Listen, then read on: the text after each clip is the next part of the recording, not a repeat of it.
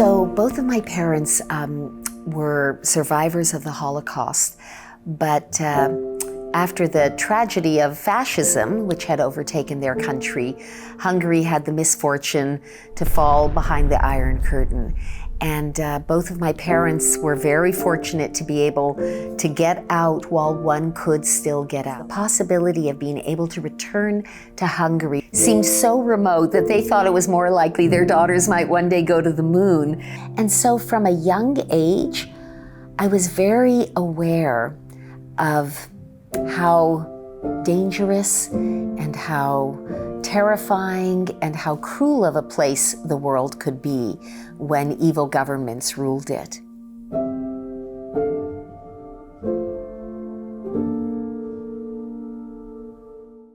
I'm Dr. Katrina Lantos Swett, and I'm president of the Lantos Foundation for Human Rights and Justice. I am honored to be the 2024 recipient of VOC's Dissident Human Rights Award. What does it mean to be a dissident? That's an excellent question. I think you can be a dissident if you have the courage to stand up against the prevailing orthodoxy, wherever and whatever that may be. Now, in some places in the world, it requires incredible courage because you really are putting your liberty and sometimes even your life on the line.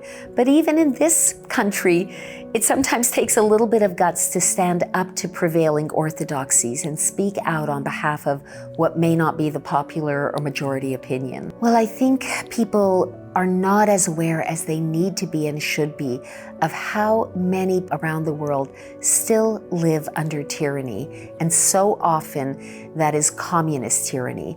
I also am kept awake at night when I think about not only the people suffering under incredibly brutal governments, but I also am kept awake at night when I think about the relative historical ignorance, if you will, of a lot of young people nowadays who sort of have a vague recollection of something called the Cold War.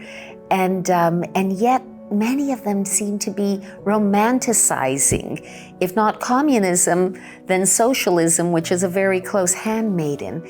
And they're just so uninformed about the history and the reality, which is one reason why I actually think this powerful museum, the Victims of Communism Memorial Museum, is such a vital educational tool. Of course, my family's legacy is a big part of what drives my activism.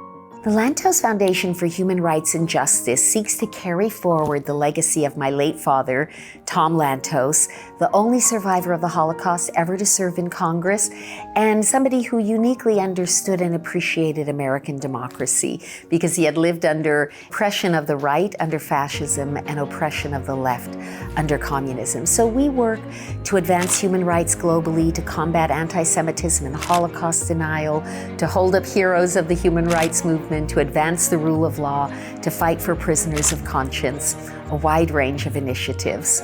Well, I am very humbled and honored to accept this award. I don't really feel worthy of it, but I'm very grateful for it. And I'm very grateful for the work of the Victims of Communism Memorial Foundation. There is a story that needs to be told generation after generation, lest we forget. And so I salute really your work, the work of memory, the work of education, and the work of freedom.